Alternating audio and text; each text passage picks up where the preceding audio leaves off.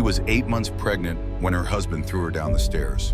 And while she lay unconscious in a hospital bed, fighting for her life and the life of her unborn son, he stood on a stage at the Plaza Hotel accepting an award for family leadership.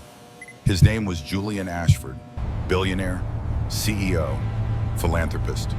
The kind of man who smiled for cameras and shook hands with senators. Check the The bathtub. kind of man no one would ever suspect. But here's what Julian did not know. She didn't slip, Caleb. His wife had She been was recording pushed. him for 6 I months. didn't mean for her to get hurt. 47 audio files, every threat, every manipulation. You said you just wanted the money, Every Julian. word he thought would never leave that penthouse. And she had sent them all to the two people Julian had underestimated most. Her brothers, two men from Ohio with nothing but a rusted pickup truck and a promise they made when they were children. A promise to protect their sister. No matter what happens next will shock you. Because Julian Ashford was not just an abuser, he was a murderer, Zahi. And his first wife? She left behind a voicemail the night she died. A voicemail that would change everything. But that is not even the biggest twist. Stay until the end, because the final 60 seconds of this story will leave you speechless. I promise you, you will not see it coming. This is the story of Evelyn Cross, the woman who refused to stay silent, the brothers who refused to give up, and the monster who finally met someone he could not control. Let us begin. The machines breathed for her now. In the intensive care unit of Manhattan General Hospital, Evelyn Cross lay motionless beneath white sheets, her bruised hand curled protectively over her swollen belly. 8 months pregnant, 32 years old, and somewhere between the penthouse on Park Avenue and this sterile room full of beeping monitors, she had stopped being a person and become a problem to be managed. The fluorescent lights hummed overhead, casting harsh shadows across her face. A face that had smiled for cameras just 48 hours ago. A face that had learned over 3 long years how to hide everything that mattered behind perfectly applied makeup and carefully practiced expressions. Now that face was slack, peaceful in a way it never was when she was awake, as if unconsciousness was the only escape she had ever found from the man who claimed to love her. 3 floors below in the hospital lobby, a television mounted on the wall played the evening news. The anchor's voice carried across the waiting room, reaching no one who cared to listen. Julian Ashford, CEO of Ashford Dynamics and one of Manhattan's most prominent philanthropists, accepted the Excellence in Family Leadership Award tonight at the Plaza Hotel. Ashford, whose pregnant wife Evelyn was hospitalized earlier this week following what sources describe as a tragic fall at their Park Avenue residence, delivered an emotional speech about the importance of protecting those we love. The screen showed Julian at the podium, his charcoal suit perfectly tailored, his silver cufflinks catching the light from crystal chandeliers. He looked exactly like what the world believed him to be. A visionary, a leader, a devoted husband standing strong in the face of personal tragedy. He did not look like a man who had thrown his pregnant wife down a staircase. But here is something most people do not realize about abusers. They do not look like monsters. They look like the men everyone admires. They charm the room while destroying one person in private. If someone's public image seems too perfect, pay attention to who stays silent around them. Evelyn Cross had been silent for 3 years. And now, lying in a hospital bed with machines breathing for her and her unborn son fighting to survive, she could not speak even if she wanted to. But her brothers could. In a rusted pickup truck, barreling down Interstate 76 somewhere between Columbus and the Pennsylvania border, Nathan Cross gripped the steering wheel hard enough to turn his knuckles white. His phone was propped against the dashboard, the screen showing a news article he had already read 17 times. Ashford CEO's wife hospitalized following fall at home. Sources say she has been under tremendous emotional stress due to her pregnancy and prior mental health struggles. The family asked for privacy during this difficult time. Mental health struggles. Nathan had grown up with Evelyn. He had watched her climb trees and jump fences and fix broken things with nothing but determination and a library book. He had seen her graduate top of her class, land her dream job at the New York Tribune, and expose corporate criminals who thought they were untouchable. His sister did not have mental health struggles. His sister had a husband who needed to be stopped. In the passenger seat, Caleb Cross scrolled through his own phone, his face illuminated by the pale glow of the screen. Younger than Nathan by 9 years, Caleb had the lean, watchful look of someone who had learned to notice things that other people missed. 2 tours in Army intelligence had sharpened instincts that were already razor keen.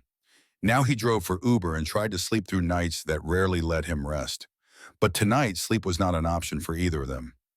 "She sent me a message," Nathan said, his voice rough, "right before this happened. Told me to check some cloud account if anything went wrong. Password was Mom's maiden name plus her birthday." Caleb looked up from his phone. What was in the account? Recordings, 47 of them, audio files. Nathan's jaw tightened. I listened to the first one. It was Julian, threatening her, telling her that if she ever tried to leave, he would make sure she lost everything, including the baby. Caleb was quiet for a moment. Then he said, "That is not a man who lets his wife fall down the stairs." No, Nathan pressed harder on the gas pedal. "It is not." The truck roared through the darkness, eating up miles between Ohio and Manhattan. Between two brothers and the sister they had failed to protect. Between the truth and the man who thought he had buried it. But Julian Ashford had made a mistake. The kind of mistake that powerful men make when they have spent too long believing they are untouchable. He had forgotten that Evelyn Cross was not alone, and he had underestimated what two brothers from Ohio would do to the man who hurt their sister. The New York skyline appeared on the horizon just as dawn began to paint the sky in shades of pink and gold. Nathan had driven through the night, stopping only once for Guernsey coffee that tasted like battery acid. Caleb had spent the hours researching Julian Ashford's business dealings, his charitable foundations, his first wife, Caroline, who had died 6 years ago in what the papers called a tragic accident, accidental drowning, in a bathtub, while her husband hosted a dinner party for 40 guests 1 floor below. Caleb had not mentioned that detail to Nathan yet. Some information needed to be delivered carefully at the right moment when it could do the most damage. For now, they had a more immediate problem, getting to Evelyn before Julian realized they were coming. 3 years earlier, Evelyn Cross had been a different person entirely. She stood in the newsroom of the New York Tribune, surrounded by the chaos of a deadline in progress. Phones ringing, keyboards clacking, editors shouting across the room about sources and verification and column inches.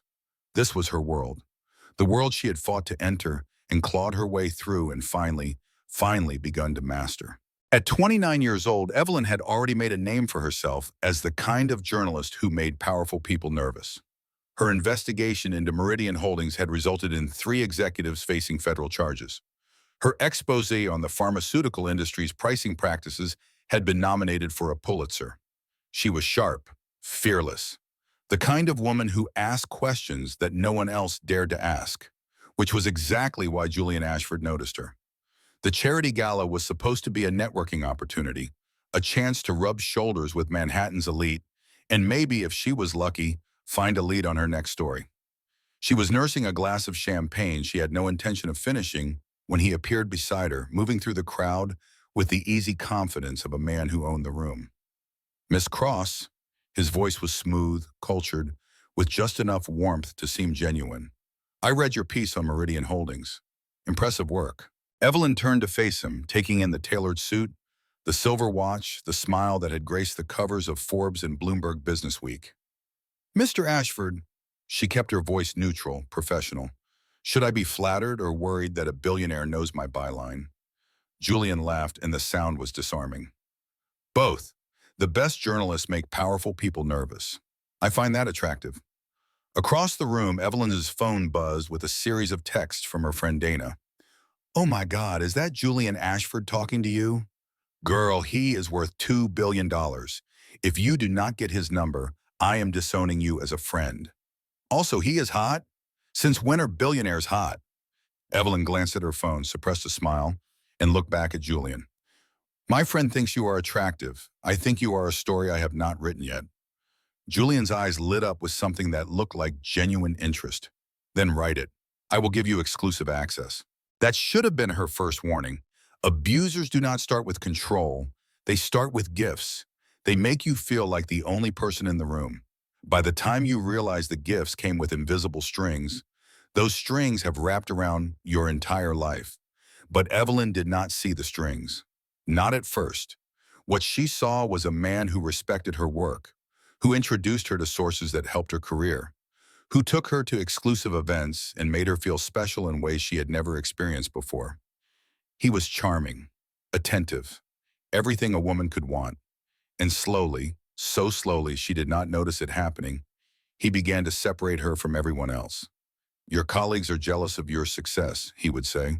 They want to see you fail. Your family does not understand your ambition.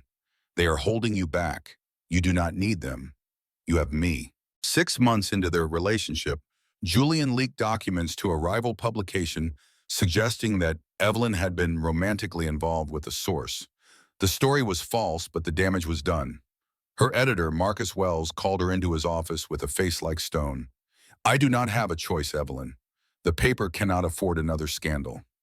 Marcus, you know me. You know I would never compromise a story. I know what I know.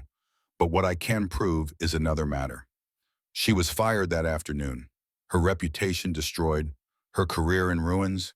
Evelyn had nowhere to go. No one to turn to. No one except the man who had orchestrated her downfall. Julian found her that night, sitting alone in her apartment, surrounded by boxes she could no longer afford to keep. Move in with me, he said, his voice soft with concern. I will take care of you. You do not need them. And Evelyn, broken and ashamed, said yes. That was the moment the trap closed. 3 years later, standing in the bathroom of a Park Avenue penthouse with one hand on her pregnant belly, Evelyn could barely remember the woman she used to be. The mirror showed her a stranger. Someone quiet, someone careful, someone who had learned that silence was safer than truth. But that woman had not disappeared entirely. Hidden in a drawer beneath silk scarves, a burner phone held 47 audio recordings of Julian's threats, his cruelty, his casual admissions of control. Each one uploaded automatically to a cloud server that only her brothers could access. Evelyn had been documenting her abuse for 6 months, not because she thought anyone would believe her, but because she needed to believe herself. She typed a message on the burner phone, her fingers trembling. If anything happens to me, check the cloud. Password is mom's maiden name plus my birthday. I love you. She pressed send. And then Julian's voice called from the bedroom, sharp with impatience. We are leaving in 10 minutes. Do not make me wait. Evelyn slipped the phone back into its hiding place, checked her reflection one more time, and walked out to face her husband. The navy gown Vanessa had chosen hung perfectly on her frame, soft and feminine, exactly the image Julian wanted to project to the cameras. Tonight mattered. Investors, press, the board members who had started asking questions about Julian's leadership. One wrong look and people start asking questions, he had told her. So you will smile. You will not speak unless spoken to. And you will remember what happens to women who embarrass me. Evelyn remembered. She always remembered. The gala was everything Julian wanted it to be. Crystal chandeliers. Champagne that cost more per glass than most people earned in a day. The elite of Manhattan gathered to celebrate a man who spoke eloquently about family values, while his pregnant wife stood silently at his side. Evelyn smiled until her face ached. And then she saw Marcus Wells. Her former editor stood across the room, a glass of whiskey in his hand and a look of recognition on his face. Before she could turn away, he was walking toward her. Evelyn, my God, I have been trying to reach you for months. Her heart hammered against her ribs. Marcus, I cannot talk right now. But Marcus was already speaking, his voice low and urgent. I found out what really happened. Julian leaked those documents, not you. I have proof. Evelyn, you can have your career back, your life back. For one dizzying moment, hope flared in her chest. And then Julian appeared, his arms sliding around her waist with the casual possessiveness of ownership. Marcus Wells. He smiled, all warmth and politeness. I did not expect to see you here. Marcus met his gaze without flinching. I was just telling your wife she has options.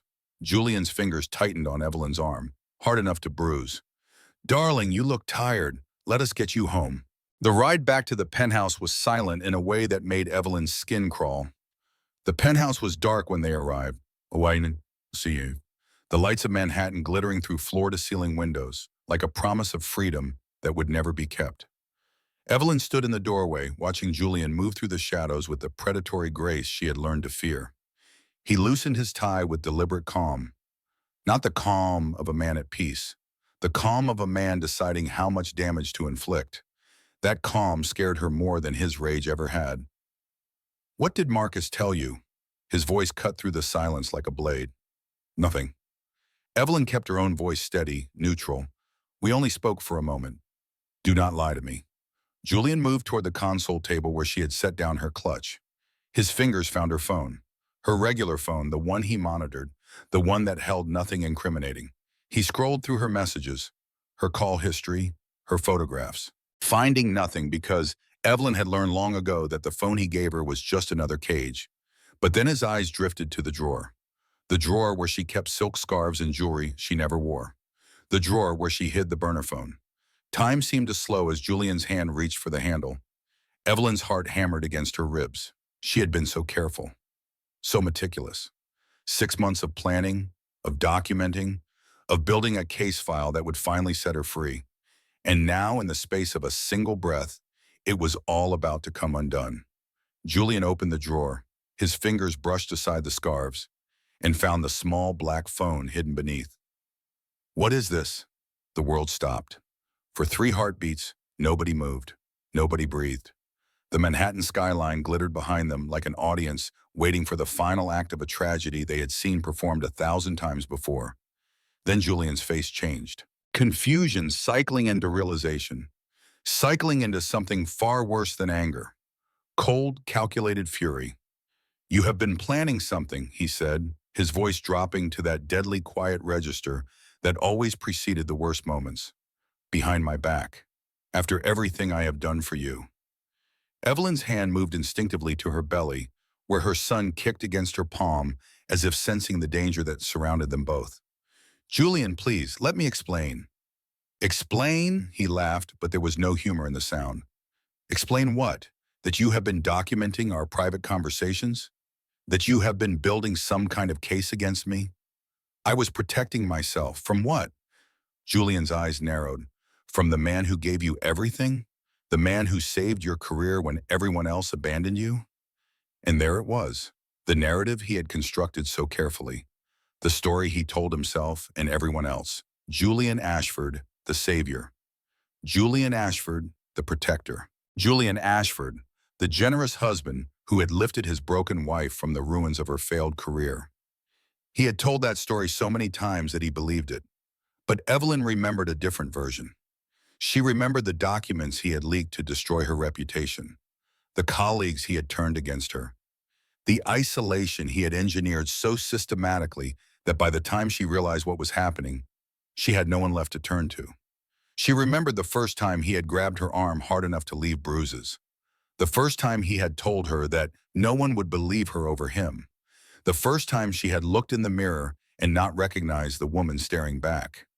3 years of memories. 3 years of fear, 3 years of slowly disappearing until she was nothing but a ghost haunting her own life. Something cracked inside her, something that had been held together by fear for far too long. "Everything you have done to me," she said, her voice shaking but clear. "Not for me, to me." Julian went very still. "What did you say?" "You heard me." Evelyn took a breath, feeling the words she had swallowed for 3 years finally clawing their way to the surface. "You destroyed my career. You isolated me from everyone I loved. You made me believe that I was crazy, that I was broken, that I was lucky to have you because no one else would ever want me." Her voice grew stronger with each sentence. "You hit me and called it discipline. You controlled every aspect of my life and called it protection. You made me afraid to speak, afraid to think, afraid to exist in any way that did not serve your purposes." Julian's expression shifted, not to rage, to something far more dangerous. "Calculation. You think you are clever," he said, advancing toward her with slow, measured steps. "You think anyone will believe you over me?" Evelyn backed toward the stairs, her thumb moving frantically across the burner phone screen. One last upload, one last piece of evidence. If she could just hit send before he reached her. "I am Julian Ashford," he continued. "I employ thousands of people. I donate millions to charity. I have had dinner with senators and celebrities and titans of industry. And you are what? A failed journalist with a history of mental health issues?" His smile was razor sharp. "Who do you think they will believe?" Evelyn's thumb found the send button. She pressed it just as Julian lunged forward, grabbing the phone from her hand and hurling it against the marble floor. The screen shattered. Plastic and glass scattered across the pristine surface like broken dreams. But the file was already gone, already uploaded to the cloud, already safe in a server that Julian Ashford could not touch. Or so she hoped. "You have made a very serious mistake," Julian said, his voice dropping to that deadly whisper that haunted her nightmares. The kind of quiet that preceded storms. The kind of quiet that preceded pain. Evelyn backed up another step. Her heel caught on the edge of the staircase. Julian moved toward her. And here is something that people who have never experienced domestic violence often do not understand. When someone who is supposed to love you becomes someone you fear, your body learns to react before your mind can process what is happening. Your muscles tense, your breath catches, your heart rate spikes, and sometimes in that moment of pure animal terror, you make decisions that save your life or destroy it. Julian's hand shot out, grabbing her arm with brutal force. Evelyn twisted away instinctively, pulling back, trying to break free, and then she was falling. The sensation of weightlessness lasted only a second, but in that second, time seemed to expand infinitely. She saw Julian's face above her, his expression cycling through surprise and satisfaction, and something that might have been relief. She saw the chandelier spinning overhead, crystal fragments catching the light like frozen tears. She saw the stairs rushing up to meet her, each marble step a promise of pain. And then impact. Terrible, consuming pain that exploded through her back, her head, her belly where her son was fighting to survive. Evelyn tried to curl around her stomach, tried to protect the life growing inside her, but her body would not obey. She tumbled down the stairs like a broken doll, each impact driving the breath from her lungs and the thoughts from her mind. She came to rest at the bottom, crumpled against cold marble, her vision already dimming at the edges. The last thing she saw before darkness claimed her was Julian standing at the top of the stairs, adjusting his cufflinks with the same careful precision he brought to everything. He was not panicking. He was not. He was not calling for help. He was straightening his appearance as if she were nothing more than a minor inconvenience, a mess to be cleaned up, a problem to be managed. Then he pulled out his phone and dialed 911. "Please help." His voice shook perfectly. "My wife fell down the stairs. She is pregnant. Oh God, please hurry." The performance was flawless. 3 years of marriage, and Evelyn had never fully appreciated just how good Julian was at pretending to be human. The sirens came 20 minutes later.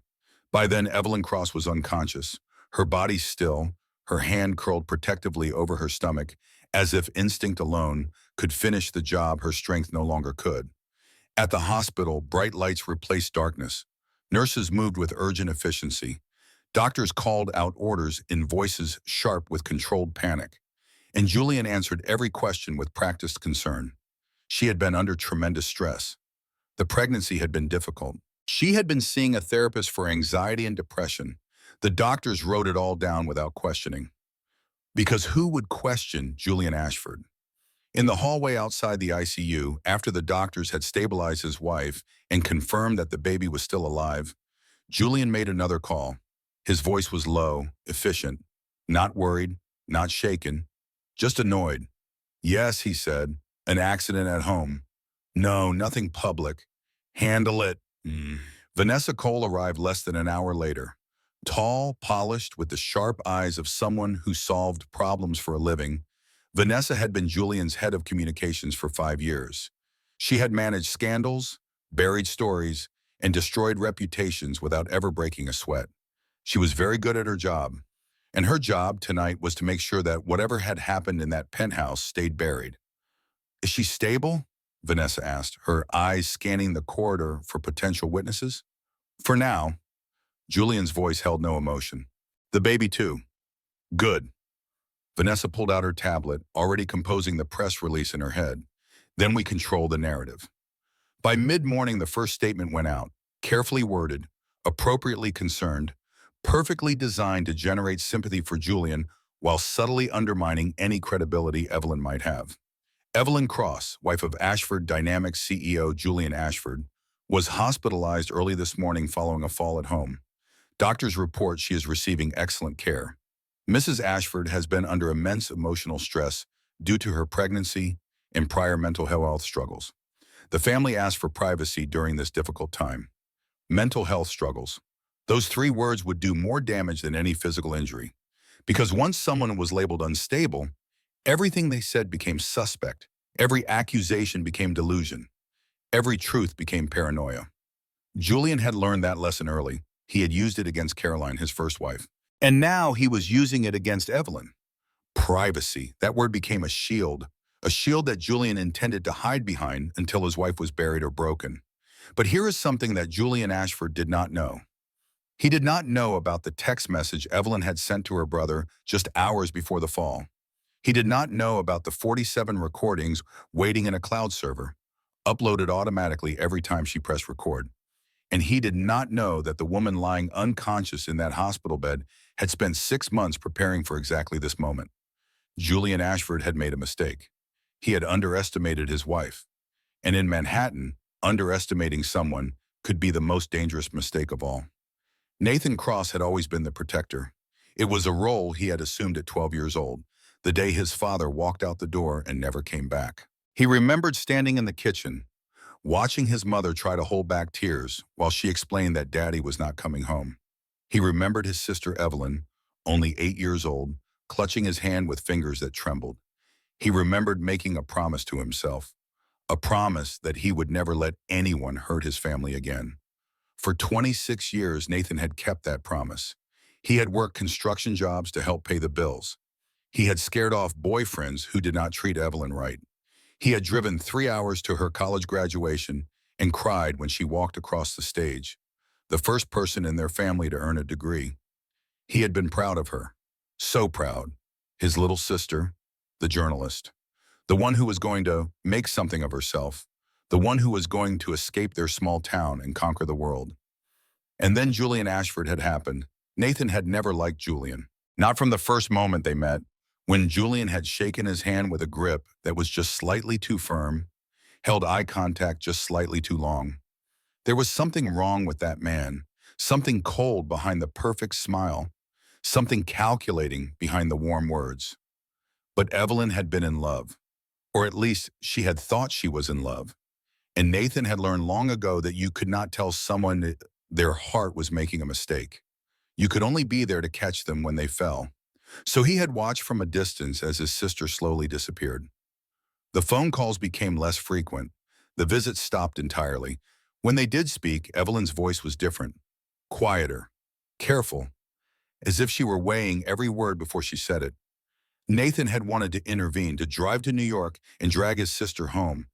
But what could he do? She was a grown woman. She had made her choice. And then the text message arrived. Nathan was sitting in his truck outside a construction site in Columbus when his phone buzzed. He glanced at the screen, expecting a work notification or maybe a message from Caleb about dinner plans. Instead, he saw his sister's name. If anything happens to me, check the cloud. Password is Mom's maiden name plus my birthday. I love you. Nathan stared at those words for a long moment. His hands began to shake. If anything happens to me. People did not send messages like that unless they were afraid, unless they were expecting something terrible, unless they were preparing for the worst. He was still staring at the phone when the news alert popped up. Ashford's CEO's wife hospitalized following fall at home. Sources say she has been under tremendous emotional stress due to her pregnancy and prior mental health struggles. Nathan read the headline 3 times, a fall. His sister had grown up climbing trees and jumping fences and fixing broken things with nothing but determination in a library book. She had hiked mountains and surfed waves and never once complained about a scraped knee or a bruised elbow. Evelyn Cross did not fall. Nathan was already starting his truck when his phone rang. Caleb's name flashed on the screen. You saw it, his brother said. Not a question. I saw it. That is not a fall. I know, I'm already packing. Nathan pulled out of the parking lot, tires squealing against asphalt. I will pick you up in 20 minutes. The drive to New York took 7 hours. Nathan pushed the truck as fast as it would go, stopping only once for gas and coffee that tasted like battery acid. Caleb sat in the passenger seat, scrolling through his phone with the focused intensity that Nathan recognized from his brother's military days. 2 tours in Army intelligence had taught Caleb how to find information that other people tried to hide. It had also taught him how to recognize when someone was lying. Right now, he was using both skills. Julian Ashford was married before, Caleb said, breaking the silence that had stretched for miles. Her name was Caroline. She died 6 years ago. Nathan's hands tightened on the steering wheel. How? Accidental drowning. According to the official report, she slipped in the bathtub, hit her head, and drowned. Julian was hosting a dinner party downstairs at the time. 40 witnesses who all confirmed he never left the room. Nathan absorbed this information slowly, and unofficially, Caleb's expression was grim. The detective who investigated the case was reassigned 2 weeks after it was closed. The medical examiner who signed the death certificate retired early with a very generous severance package, and Caroline's sister disappeared completely. Changed her name, left the state, no forwarding address. Nathan felt something cold settle in his stomach. You think he killed her? I think there are a lot of questions that nobody wanted to answer. The Manhattan skyline appeared on the horizon just as dawn began to paint the sky in shades of pink and gold. Nathan had seen pictures of New York. He had watched movies set in the city, but nothing had prepared him for the reality of it. The towering buildings that blocked out the sun, the endless rivers of traffic, the feeling of being very small in a very large world, a world that Julian Ashford controlled. The hospital lobby was chaos when they arrived. Reporters crowded the entrance, cameras flashing, microphones thrust toward anyone who looked like they might have information.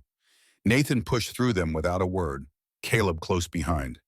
At the reception desk, a tired-looking clerk barely glanced up from her computer. We are here to see Evelyn Cross. Nathan kept his voice calm, professional. She is my sister. The clerk typed something into her system. Her expression shifted subtly. A flicker of discomfort, a hint of fear. I am sorry, but visiting hours for that patient are restricted. Only approved family members are allowed. We are her brothers. I understand. The clerk's eyes darted towards something behind Nathan. Someone. But Mr. Ashford has specified that only he can approve visitors. Nathan felt something hot and dangerous rise in his chest. A familiar sensation. The feeling he got right before he did something he might regret. Julian Ashford does not get to decide who loves her. The clerk's eyes widened. Sir, I'm going to need you to lower your voice. Caleb put a hand on Nathan's arm. A warning, a reminder. They could not help Evelyn if they got themselves arrested. Is there someone else we can speak with? Caleb asked, his voice calm and reasonable. The voice he had used to diffuse tense situations in places far more dangerous than a New York hospital. A supervisor, a patient advocate. The clerk hesitated. Then she picked up her phone. 10 minutes later, they were sitting in a small office with a hospital administrator named Gerald Foster. He was the kind of man who had spent his career avoiding conflict. The kind of man who had never met a problem he could not deflect to someone else. He looked at Nathan and Caleb like they were an inconvenience he desperately wanted to make disappear. I understand your concern, Foster said, his tone practiced and insincere. But Mr. Ashford has provided documentation showing that Mrs. Ashford has a history of mental health issues. Given her fragile condition, he believes that limiting visitors is in her best interest. Nathan leaned forward. What kind of documentation? Foster shifted in his chair. I am not at liberty to discuss the details. Let me guess. Caleb's smile held no warmth. Whatever documentation Julian provided, you did not bother to verify it. Foster's face flushed. That is not relevant. Mr. Ashford is a significant donor to this hospital. He has been very generous over the years. Caleb laughed. It was not a pleasant sound. So you are saying that money buys special treatment, even when a woman is lying unconscious with injuries that do not match the story her husband is telling? Foster went pale. I did not say that. You did not have to. The silence stretched between them, thick with unspoken accusations. Finally, Foster cleared his throat. I can authorize a brief visit, supervised, no recording devices, no photographs. 15 minutes. That is the best I can do. Nathan stood. That is all we need. The walk to the ICU felt endless. Nathan had prepared himself for what he might see. He had told himself that no matter how bad it was, he would stay calm. He would be strong for Evelyn. But nothing could have prepared him for the sight of his sister lying in that hospital bed. She looked broken. Her face was pale beneath the bruises. Purple and yellow marks spread across her cheekbone, her temple, her jaw. Her body was connected to machines that beeped and whirred with mechanical indifference. An IV dripped fluids into her arm. A monitor tracked the heartbeat of her unborn son. Nathan's legs nearly gave out beneath him. This was not his sister. This could not be his sister. His sister was strong and vibrant and alive. His sister laughed too loud and argued too much and never backed down from a fight. This woman was a ghost. Caleb was the first to move, stepping closer to the bed with a gentleness that seemed at odds with his usual intensity. "Hey, Ev," he said softly, "it is us. We are here." There was no response, no flicker of recognition, just the steady rhythm of machines keeping her alive. Nathan forced himself to approach. He took her hand, careful not to disturb the IV line. Her fingers were cold. Still, nothing like the warm, capable hands that had helped him build tree houses and fix broken bikes when they were kids. "I am sorry," he whispered. His voice cracked on the words. "I should have been here. I should have stopped him." Behind them, the door opened. A woman in a white coat entered, her expression carefully neutral. She was in her early 40s with sharp eyes and the measured movements of someone who had seen too much to be surprised by anything. "I am Dr. Sarah Manning," she said. "I have been monitoring Mrs. Ashford since she was admitted." Nathan turned to face her. "What can you tell us about her condition?" Dr. Manning glanced at the door as if checking for listeners, then back at them. "Officially, your sister suffered a traumatic fall that resulted in significant injuries. She is stable but unconscious. The baby is also stable for now. And unofficially?" The doctor was quiet for a long moment. When she spoke again, her voice was barely above a whisper. "Injuries tell stories, and sometimes the official story does not match what the body is telling us." Nathan felt his heart rate spike. "What are you saying?" "I am saying that if you have concerns about how your sister ended up in this hospital, you are not wrong to ask questions. It was not an accusation. It was not proof. But it was enough." Nathan and Caleb exchanged a look, the kind of look that brothers share when they both know what needs to be done. "We have evidence," Nathan said, "recordings, 47 of them. Our sister was documenting everything." Dr. Manning's expression shifted almost imperceptibly, a flicker of something that might have been hope. "If that evidence exists, you need to protect it. People like Julian Ashford have ways of making things disappear." "We know," Caleb said. "That is why we are here." The doctor nodded. "Then be careful. And be fast. Because right now, your sister cannot protect herself. That job falls to you." She left without another word. Nathan looked down at Evelyn's face, peaceful in unconsciousness, unaware of the war being waged on her behalf. "We are going to fix this," he told her. "I promise." Her fingers twitched. Just barely, just enough. But it was enough to tell him that somewhere in there, Evelyn was still fighting, and Nathan Cross would fight right alongside her. For 48 hours, everything seemed to be working. Nathan and Caleb had the recordings. 47 files documenting years of abuse, Julian's threats, Julian's manipulation, Julian's careful, calculated cruelty. They had a lawyer, Helen Brooks, who specialized in domestic violence cases and had a reputation for taking down powerful men. She had reviewed the recordings and confirmed what Nathan already knew. This was real evidence, admissible evidence, the kind of evidence that could destroy Julian Ashford. They had Dr. Manning's unofficial support, her willingness to testify that Evelyn's injuries were inconsistent with the official story. All they needed was time. They did not get it. The call came on their third day in New York, while Nathan and Caleb were meeting with Helen in her cramped office in Brooklyn. The space was cluttered with case files and legal texts, the walls covered with photographs of women Helen had helped escape their abusers. Helen's phone rang. She glanced at the screen, frowned, and answered. Nathan watched her expression change as she listened, confusion becoming concern, becoming something that looked terrifyingly like defeat. When she hung up, her hand was shaking. "What happened?" Nathan demanded. "The cloud account was accessed 2 hours ago." Helen's voice was flat, empty, from Julian Ashford's IP address. Nathan felt the floor drop out from under him. "That is impossible. He does not have the password." Someone gave it to him. Caleb was already on his phone pulling up the account. His face confirmed what Helen had said.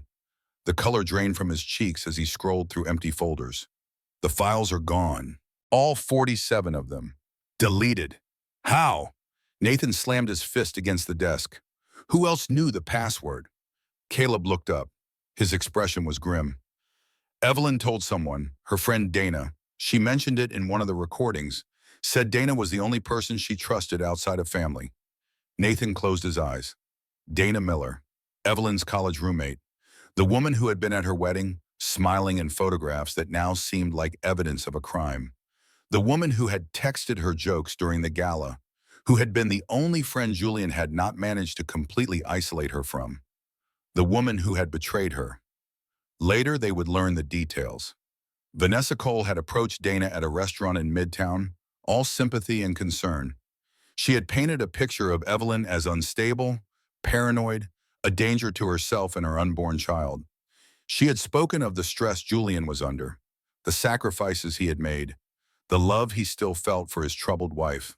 And then she had made an offer. Julian is willing to be generous, Vanessa had said. All you have to do is help us access those recordings. Help us protect Evelyn from herself. She does not know what she is doing. She is not thinking clearly. You would be saving her. Dana had hesitated. For almost 30 seconds, she had hesitated. And then she had asked how much. The answer was $200,000. Dana had believed she was helping her friend. Or at least that was what she told herself later, when the guilt became too heavy to carry. She had believed the stories about Evelyn's mental health. She had believed that the recordings were the product of paranoia. She had believed that Julian Ashford was a good man who only wanted to protect his wife. Or maybe she had simply chosen the side that seemed more powerful. Either way, the result was the same. The evidence was gone, and without it, they had nothing. If you are documenting abuse, never share access with anyone who also knows your abuser. Isolation is not just emotional, it is strategic. The people who seem safest are often the first ones compromised. Nathan sat in silence for a long moment, his hands clenched into fists on his knees. The rage burning through him was almost unbearable. He wanted to find Dana and shake the truth out of her. He wanted to storm into Julian's office and make him pay for every bruise on his sister's body. But rage would not help Evelyn. Only evidence would help Evelyn, and their evidence was gone. What do we do now, he asked. Helen's jaw tightened. We find another way. But before they could even begin to plan, Nathan's phone rang. It was the hospital. Mr. Cross? The administrator's voice was cold, formal. I am calling to inform you that your sister is being transferred to a psychiatric facility. What? Her husband has provided documentation of prior mental health issues. Given her condition, he has requested an involuntary psychiatric evaluation. Nathan felt the room spin around him. You cannot do that. She has not even woken up. She cannot consent to a transfer. She cannot defend herself. The paperwork has already been filed. There is nothing I can do. The administrator's voice held no sympathy, only the tired resignation of someone who had long ago stopped caring about the people his decisions affected. Which facility? Nathan demanded. Where are you taking her? That information is restricted. The line went dead. Nathan stared at his phone, his vision blurring with rage and fear, and a helplessness he had not felt since he was 12 years old, watching his father drive away. They got to the hospital in 15 minutes, but they were too late. Evelyn's room was empty. The machines had been disconnected. A nurse was stripping the sheets with mechanical efficiency, preparing the space for the next patient. Where is she? Nathan grabbed the nurse's arm. Where did they take my sister? The nurse pulled away, eyes wide with fear. She was transferred an hour ago. I do not know where, please. You need to talk to administration. Nathan released her and turned toward the door, ready to tear through every floor of this hospital until he found someone who could tell him where his sister had been taken. But in the hallway, they ran into Vanessa Cole. She was dressed impeccably, as always, a gray suit that probably cost more than Nathan's truck. Her tablet clutched against her chest like a shield. Behind her stood two security guards in private uniforms. Not hospital security. Private security. Julian's security. Gentlemen? Vanessa's smile was polite and poisonous, I understand you have concerns about your sister's care. I assure you she is in excellent hands. Nathan stepped toward her. Where is she? In a facility that can better address her needs. Vanessa's tone was patient, condescending. The kind of tone you used with difficult children. Julian has been concerned about her mental state for some time. This is really for the best. You do not get to decide what is best for our family. Vanessa's smile widened. Actually, legally speaking, Julian does. He is her husband, her next of kin. You are just her brothers. She tilted her head, studying Nathan the way a predator studies prey. And brothers do not have authority in medical decisions. Caleb put a hand on Nathan's shoulder. A warning. A reminder that violence, however satisfying, would only make things worse. We will find her, Caleb said quietly. His voice was calm, but his eyes were hard. And when we do, we will make sure everyone knows exactly what kind of man Julian Ashford really is. Vanessa laughed, a light, dismissive sound, an empty threat from men with no evidence and no power. How sad. She turned and walked away, her heels clicking against the floor with perfect rhythm. The security guards followed, their presence a silent reminder of just how outmatched Nathan and Caleb really were. Nathan wanted to chase her, to shake the truth out of her, to make her understand that this was not over. But Caleb held him back. Not yet. We need a better plan. What plan? Nathan's voice cracked. They have everything, the recordings, the doctors, the courts. What do we have? Caleb was quiet for a moment. Then he said, we have something they do not expect. What? The truth about his first wife. Nathan stared at his brother. What are you talking about? Caleb pulled out his phone, showing Nathan the research he had compiled during their drive from Ohio. Julian was married before. Caroline Ashford. She died 6 years ago. Officially, it was an accidental drowning. She slipped in the bathtub, hit her head, drowned while Julian was hosting a dinner party downstairs. Nathan's stomach turned. And unofficially, Caleb's eyes were hard. Unofficially, there are a lot of unanswered questions. The injuries did not match the story. The investigation was closed suspiciously fast. The detective who worked the case was reassigned 2 weeks later, and Caroline's sister, Margaret, disappeared completely after the funeral. Nathan processed this information slowly. You think he killed her? I think we need to find out. Caleb's voice was grim. Because if Julian Ashford has done this before, then someone out there knows. Someone has proof. And if we can find that person, we can stop him from doing it again. Nathan looked back at his sister's empty room, at the stripped bed and disconnected machines, at the space where she should have been, surrounded by family who loved her instead of strangers who had been paid to keep her quiet. Then let us start looking. Dr. Sarah Manning met them at a coffee shop 3 blocks from the hospital. She had changed out of her white coat, dressed now in jeans and a sweater that made her look younger, less official. But her eyes were still sharp, still watchful. The eyes of someone who had been waiting a long time for this conversation. Thank you for coming, Nathan said. Sarah stirred her coffee without drinking it. I have been waiting 2 years for someone to ask the right questions. Your sister might be the person who finally gives me that chance. Caleb leaned forward. You said you were reassigned after investigating Caroline Ashford's death. Sarah nodded. Her expression was tight, controlled. The face of someone who had learned to hide their emotions in order to survive. I was a homicide detective back then, one of the few women in the department. I caught the case because everyone else was too afraid to touch it. Julian Ashford was already powerful, already connected. No one wanted to be the person who accused him of murder. But you did. I looked at the evidence. Sarah's voice was steady, matter of fact. Caroline Ashford had defensive wounds on her arms, scratches and bruises consistent with struggling against an attacker. She had a skull fracture that was inconsistent with a simple fall in a bathtub. The angle was wrong, the force was wrong, she paused, remembering. And her sister told me that Caroline had been planning to leave Julian, that she had been saving money, hiring lawyers, building a case against him. She was afraid of what he would do if he found out. What happened? My captain told me the case was closed. Accidental death. No further investigation required. Sarah's jaw tightened. When I pushed back, I was transferred to traffic violations. I spent 6 months writing parking tickets before I realized that the only way to take Julian down was to wait for him to make another mistake. Nathan leaned forward. And you think Evelyn is that mistake? I think Evelyn is alive when she should not be. Sarah's eyes met his. I think she documented everything, which Caroline never got the chance to do. And I think that if we can find proof of what Julian did to his first wife, we can stop him from doing it again. Caleb pulled out his phone. Do you still have the files from the original investigation? Sarah hesitated. Her gaze shifted to the window, watching the street outside. Then back to them. I have copies, unofficial, hidden in a safe deposit box that no one knows about. If anyone found out I kept them, I would lose my badge. Maybe worse. No one is going to find out, Nathan said. We just need to know what happened. Sarah looked at him for a long moment, measuring something, deciding something. Then she reached into her bag and pulled out a slim folder. This is not everything, but it is enough to show you why I never stopped looking. She opened the folder. Caroline Ashford was 28 when she died. Smart, successful. She worked in finance, made her own money, had her own life. That was what attracted Julian at first. He liked the challenge.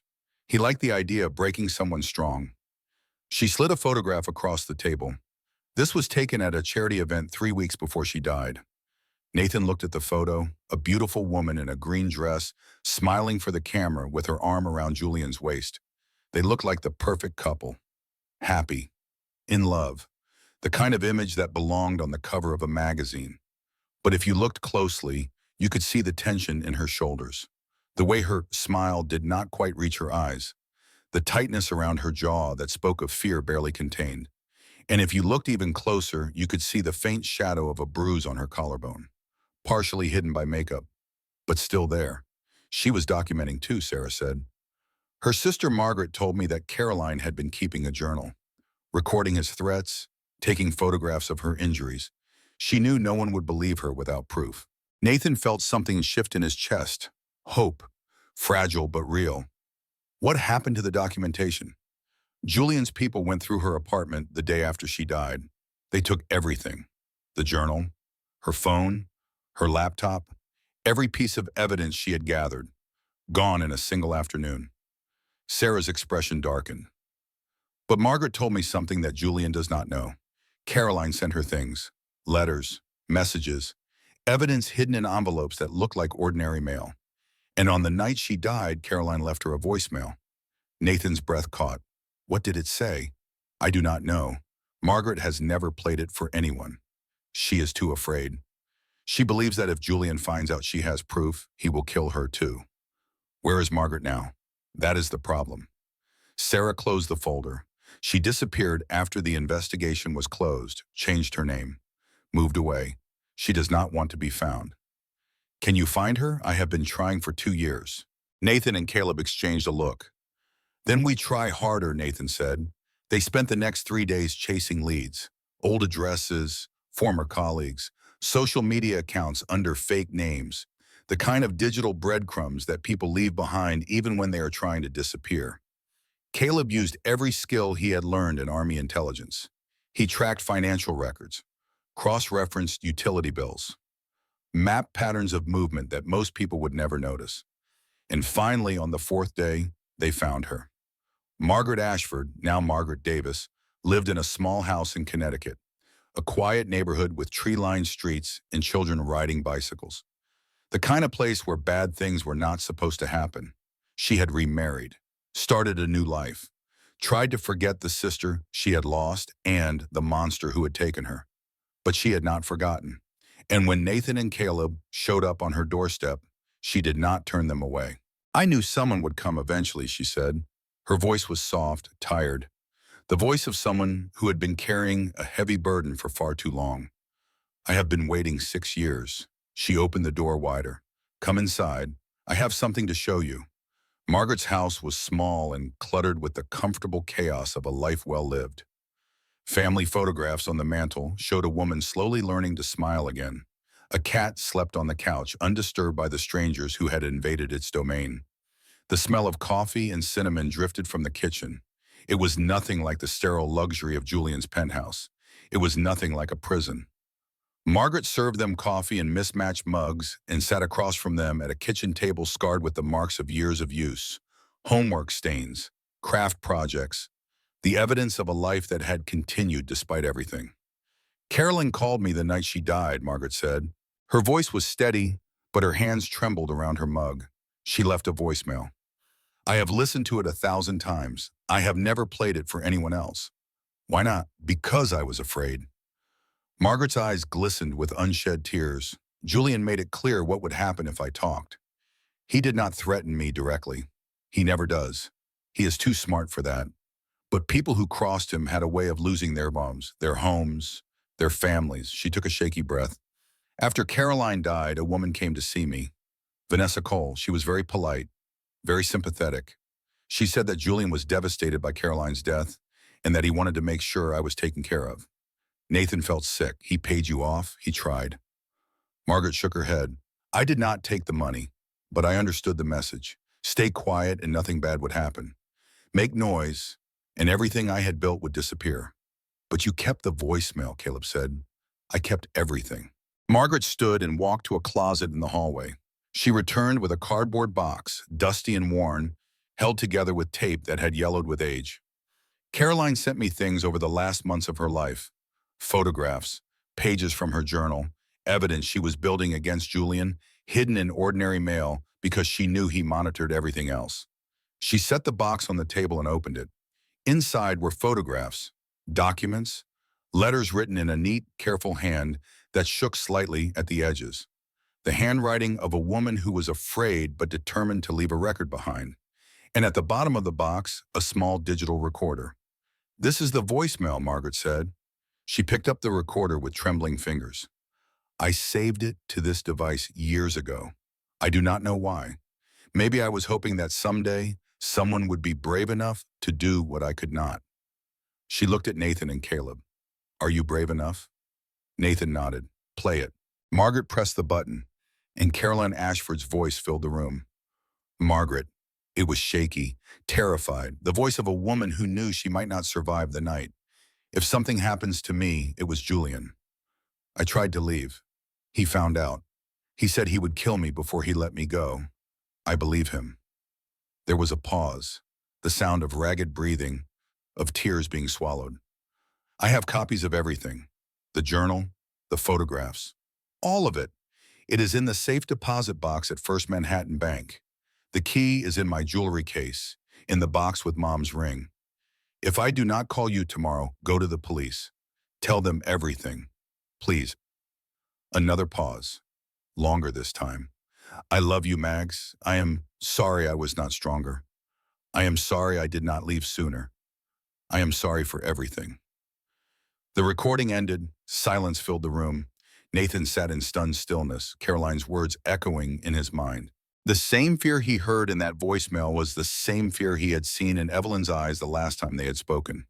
The same terror, the same resignation, the same monster. Caleb was the first to speak. His voice was quiet, controlled, but underneath the calm was a fury that Nathan recognized. That is not proof of murder, but it is evidence of abuse. And combined with your sister's recordings, it establishes a pattern. It shows that Julian Ashford has done this before.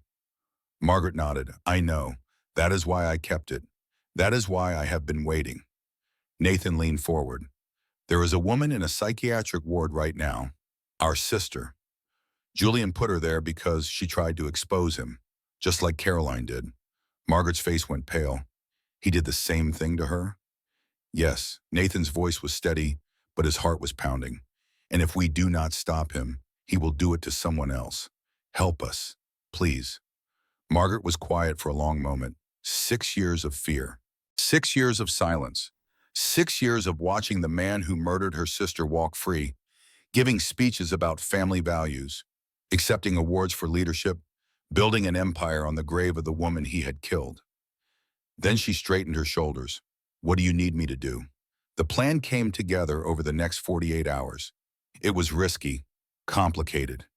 The kind of plan that could go wrong in 100 different ways. But it was also their only chance. Dr. Sarah Manning would get Evelyn out of the psychiatric facility. The documentation Julian had provided was fraudulent, based on records from a therapist who had never actually treated Evelyn. With the right pressure, the facility could be forced to release her. Margaret would provide her evidence to Helen Brooks, the photographs, the journal pages, the voicemail. Together with Sarah's investigative files, they would establish a pattern of abuse that stretched back years. And Nathan and Caleb would do what Julian least expected. They would give him exactly what he wanted, a confrontation. "Mr. Ashford." Nathan's voice was cold when Julian answered his phone. "We need to meet." There was a pause, the sound of ice clinking in a glass, of expensive leather creaking as Julian shifted in his chair. "I do not think we have anything to discuss. I think we do." Nathan forced himself to sound defeated. "Broken. The evidence is gone. The police are not interested, and our sister is locked in a psych ward where we cannot reach her." "You won." Another pause. Longer this time. Nathan could almost hear Julian smiling. "What do you want?" "To negotiate." Nathan closed his eyes, hating every word that came out of his mouth. "Evelyn's release. Visitation rights with the baby.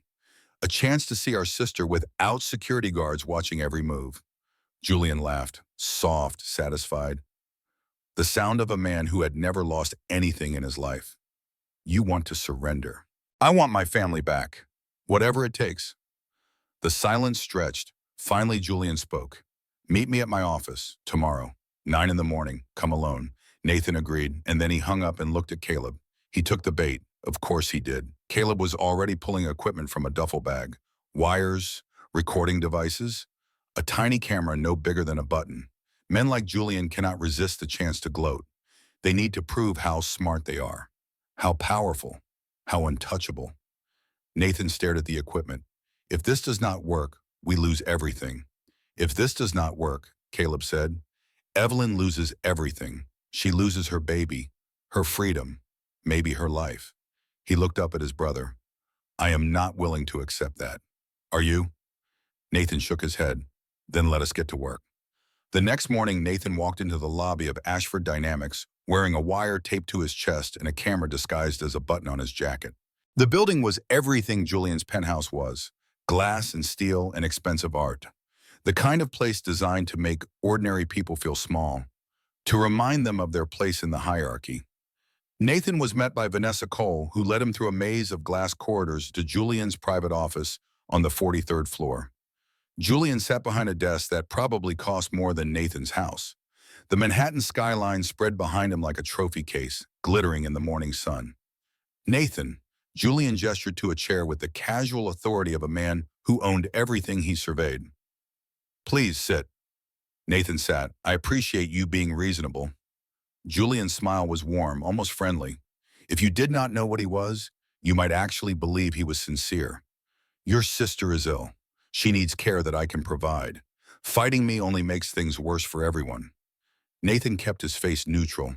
"What kind of care are you providing?" "The best. Doctors, therapists, everything she needs to recover from her delusions. She is not delusional." Julian's smile flickered. "Just for a moment. That is what I thought at first too. But the evidence is clear. The paranoia, the secret recordings, the accusations against people who were only trying to help her." He leaned forward, his eyes never leaving Nathan's face. "Your sister needs to accept that I am what is best for her, and so does her baby." Nathan felt his hands clench beneath the desk. "And if she does not accept that, then I will make the decisions for her, as her husband, as the father of her child." Julian stood and walked to the window, his back to Nathan, confident, untouchable, completely unaware that every word he spoke was being recorded. "You know," Julian said, his voice thoughtful, almost nostalgic, "Caroline never understood either. My first wife. She thought she could leave me, take my money, destroy my reputation." He turned back to face Nathan. "Some women have to learn the hard way." Nathan's heart was pounding, but he kept his voice steady. "Learn what?" Julian smiled. That cold, calculating smile that Evelyn must have seen 1,000 times. "That I always win." It was not a confession, not exactly, but it was close. Nathan needed him to say more.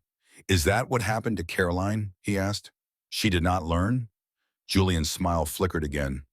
"A crack in the mask. Carolyn was an accident, a tragedy. I was devastated by her loss. But you moved on pretty fast." Nathan pressed, knowing he was walking a dangerous line. Found Evelyn. Started over. Julian's eyes hardened. I am a resilient man. It is why I have succeeded where others have failed. And when Evelyn became a problem? Nathan leaned forward. You made her have an accident too? Julian went very still. Be careful, he said softly. You are very close to saying something you cannot take back. Nathan stood up. I am not the one who needs to be careful. For a moment, they stared at each other. Two men from different worlds. One who believed he was untouchable. One who had nothing left to lose. Then Julian laughed. You are wearing a wire, he said. Of course you are. Did you think I would not notice? I have been dealing with people trying to record me for 20 years. He snapped his fingers. Vanessa. The door opened. Vanessa walked in with two security guards. Search him. They found the wire in seconds. The camera too. They ripped the equipment from Nathan's body with rough, efficient hands. Did you really think this would work? Julian shook his head, almost pitying. You are out of your depth, both of you. Your sister made the same mistake. She thought she was clever. She thought she could outsmart me. And where is she now? Nathan demanded. Safe, contained, where she belongs. Julian nodded to the security guards. Escort Mr. Cross out of the building and make sure he understands what will happen if he tries something like this again. The guards grabbed Nathan's arms, and as they dragged him toward the door, Julian called out one last time. Give my regards to your brother. Tell him that this is what happens when you fight above your weight class. The elevator doors closed, and Nathan was left standing on the sidewalk, wireless, cameraless, and apparently out of options. The trap had failed, or so Julian believed. But back in Brooklyn, Caleb was smiling. Because while Nathan was keeping Julian distracted, Sarah Manning had walked into the psychiatric facility with a court order and walked out with Evelyn Cross. The real trap had worked perfectly. Evelyn woke up in a room she did not recognize. White walls, simple furniture, sunlight streaming through a window that looked out over tree-lined streets instead of the Manhattan skyline. No monitors, no machines, no restraints. For a moment, panic seized her chest. Then she saw Nathan sitting beside the bed, and the panic melted into something she had almost forgotten how to feel. Relief. Hey, Ev. Nathan's voice was soft, gentle, the voice of the brother who had protected her since they were children. Welcome back. Where am I? Safe house in Brooklyn. Caleb found it. You have been unconscious for almost 2 days. Evelyn tried to sit up, then winced as pain shot through her back. Her hand moved instinctively to her belly. Is the baby okay? He is fine. Nathan's voice cracked. The doctors say he is healthy, strong. You are both going to be okay. Tears spilled down Evelyn's cheeks. She did not try to stop them. I thought I lost him. I thought Julian would take him and I would never see him again. That is not going to happen. Nathan took her hand, holding it like something precious and fragile. We have evidence, real evidence, about Caroline, about what Julian did to her. Evelyn's eyes widened. How? Her sister, Margaret. She has been hiding for 6 years, waiting for someone to ask the right questions. Caleb found her. The door opened. Caleb walked in, followed by Helen Brooks and a woman Evelyn had never seen before. But she knew somehow who the woman was. You are Margaret. Margaret nodded. Her eyes were filled with tears that mirrored Evelyn's own. I am so sorry, she said. I should have come forward years ago. I should have stopped him before he could hurt anyone else.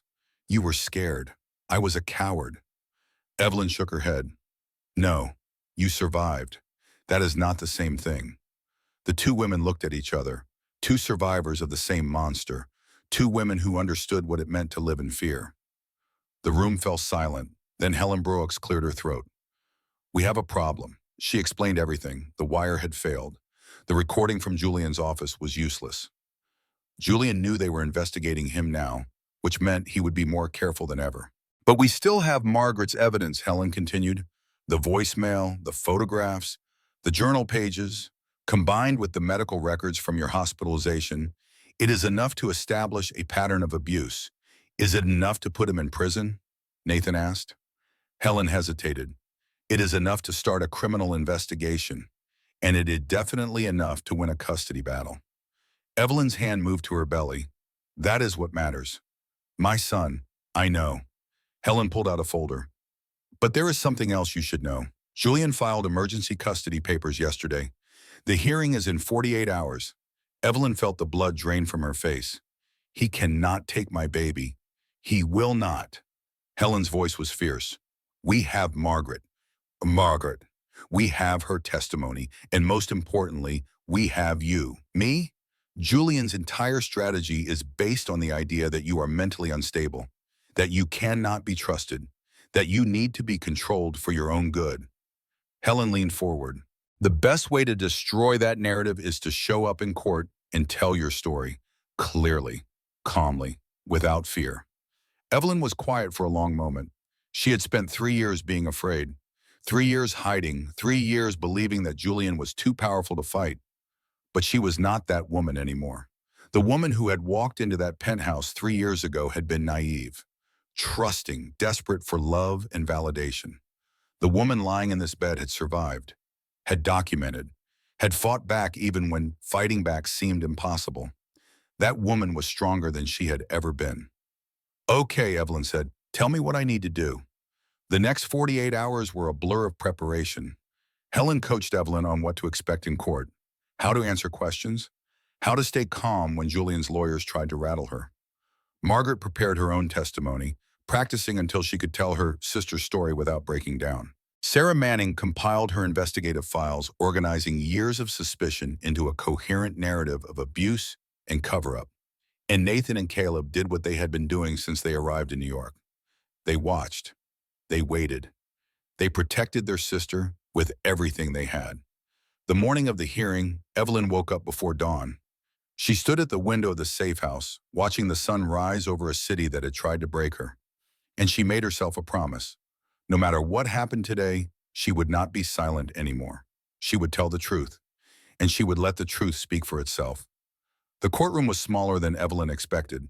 She had imagined something grand, imposing, a monument to justice with marble columns and soaring ceilings. Instead, it was just a room, fluorescent lights, plastic chairs, a judge who looked tired, and a court reporter who looked bored. But the people in this room would decide the fate of her son. And that made it the most important room in the world. Julian sat on the opposite side of the aisle, flanked by lawyers in expensive suits. He looked calm, confident, like a man who had never lost anything in his life. He caught Evelyn's eye and smiled, that cold, familiar smile that had haunted her nightmares for 3 years. But Evelyn did not look away. She did not flinch. She simply stared back at him and let him see that she was no longer afraid. Helen Brooks sat on one side of her, Nathan and Caleb on the other. Margaret sat in the gallery, clutching the digital recorder that held her sister's voice. They were ready. Your Honor, Julian's lawyer rose first, his voice smooth and professional. My client is a devoted husband and father who only wants what is best for his wife and unborn child. Mrs. Ashford has a documented history of mental health issues, including paranoia and delusional thinking. She is not capable of making sound decisions for herself or her baby. He gestured toward Evelyn. We respectfully request that full custody be granted to Mr. Ashford, who has the resources and stability to provide the best possible care. The judge looked at Helen. Counselor? Helen stood. Your Honor, my client is not mentally ill. She is a survivor of domestic violence who has been systematically abused by her husband for 3 years. The documentation Mr. Ashford has provided was manufactured by therapists on his payroll. The so-called mental health issues are fabrications designed to discredit a woman who dared to stand up to a powerful man. Objection. Julian's lawyer was on his feet. This is speculation. Where's the evidence? Helen smiled. I am glad you asked. She called Sarah Manning to the stand. Dr. Manning testified about the investigation into Caroline Ashford's death, the defensive wounds, the inconsistent injuries, the way the case had been shut down under pressure from Julian's connections. Julian's lawyers objected repeatedly. The judge overruled them. Then Helen called Margaret to the stand. Margaret walked forward with her head held high. Her hands were shaking, but her voice was clear. My sister called me the night she died, Margaret said. She left me a voicemail. I have never played it for anyone until today. She held up the digital recorder. This is Caroline's voice. This is the truth about what Julian Ashford did to her. Julian's lawyer jumped to his feet. Objection. This recording has not been authenticated. The judge looked at Helen. Your Honor, we have a forensic audio expert who has verified the authenticity of this recording. It has not been altered or manipulated in any way. The judge nodded. I will allow it. Margaret pressed play, and Caroline's voice filled the courtroom. Margaret, if something happens to me, it was Julian. I tried to leave. He said he would kill me first. I believe him. The courtroom went silent. Julian's face had gone pale. His lawyers were whispering frantically to each other. And in the gallery, reporters were already typing on their phones. The truth was out, and it could not be contained. Finally, Helen called Evelyn to the stand. Evelyn walked to the witness box on legs that trembled but did not fail. She sat down, she looked at the judge, and she told her story. She told them about the isolation, the control, the nights when Julian decided when she slept and when she woke and who she was allowed to speak to. She told them about the morning he destroyed her career, the evening he threw her down the stairs, the months she spent documenting his abuse, knowing that no one would believe her without proof. She told them about the fear, the shame, the way she had learned to make herself small, to become invisible, to survive. She did not dramatize, she did not exaggerate, she simply told the truth. And when she finished, the courtroom was silent. Julian's lawyer tried to discredit her. He brought up her mental health, her stress, her history of emotional instability. But Evelyn answered every question calmly, clearly, without fear, because she was not afraid anymore. She had spent 3 years being afraid. Now she was just angry. And anger, it turned out, was far more powerful than fear. The judge looked at Julian with something that might have been disgust. Mr. Ashford, he said, based on the evidence presented today, I am granting full custody of the unborn child to Mrs. Cross. Additionally, I am issuing a restraining order requiring you to stay at least 500 feet away from Mrs. Cross and her family at all times. Julian shot to his feet. This is outrageous. These are lies. All of it. The judge's voice was sharp. Mr. Ashford, I suggest you speak with your lawyer about your legal options, because based on what I have heard today, you are going to need them. He banged his gavel. I am also referring this case to the district attorney for criminal investigation. Court is adjourned, and for the first time in 3 years, Evelyn Cross walked out of a building as a free woman. The arrest came 2 weeks later. Julian Ashford was charged with murder in the first degree for the death of Caroline Ashford, felony assault for the attack on Evelyn, witness tampering, obstruction of justice, conspiracy to commit fraud.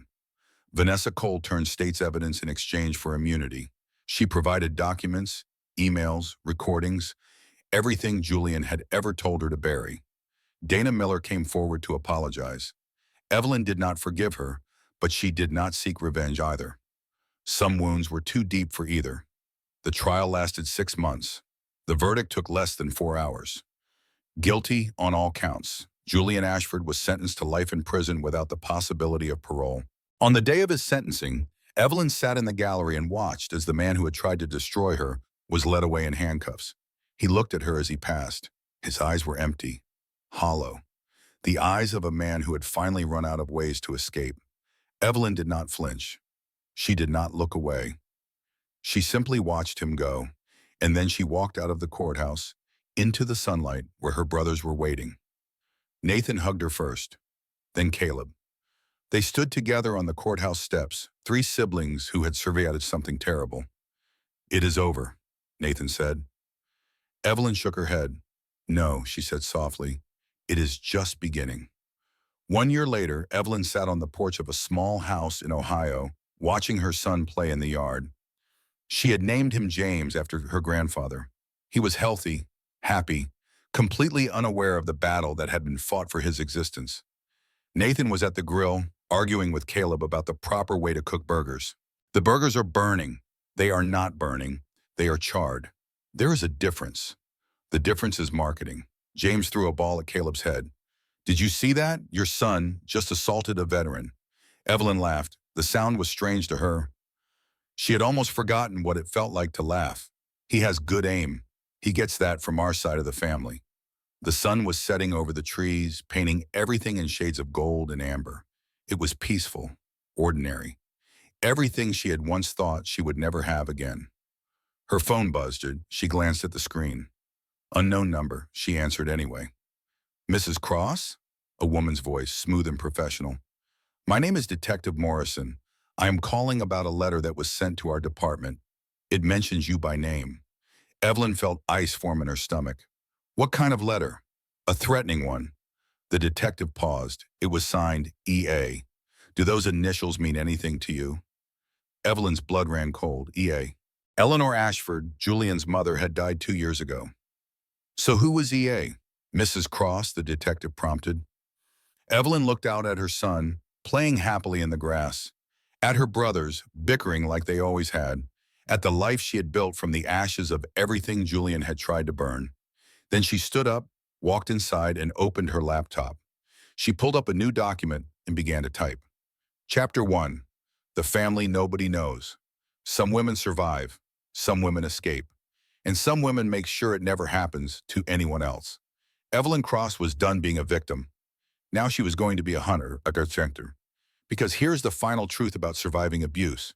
It does not end when the abuser goes to prison. It does not end when the custody battle is won. It does not end when you move to a new city and start a new life. It ends when you take everything they tried to destroy in you and use it to help others. It ends when you turn your pain into purpose. It ends when you become the person they were afraid you would become all along. Strong, unbroken, free. And that is where our story ends, or maybe where it truly begins. If Evelyn's journey touched your heart, if it made you think of someone you know, or if it reminded you that strength sometimes looks like survival, I have a small favor to ask. Hit that like button.